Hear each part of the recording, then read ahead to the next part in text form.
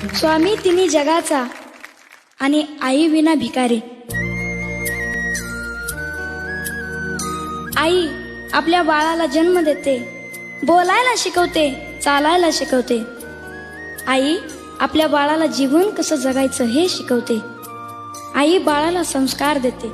मागू कसा मी. आई म्हणजे दारातील पवित्र तुळस आणि आई म्हणजे वेदनेनंतरची पहिली आरोळी. अन मागू पुन्हा. कर्तृत्वाला पूर्ण करीत जे खंबीरपणे उभी राहते ती म्हणजे आई. आपल्या बाळाच्या मुखात जाणारा घास पाहून जिची भूक नाहीशी होते ती म्हणजे आई.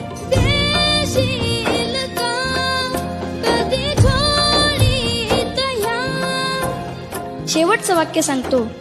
आयुष्यात जी आपल्या बरोबर असताना तिची किंमत कधीच कळत नाही आणि ती गेल्यानंतर तिच्याशिवाय कशालाच किंमत उरत नाही.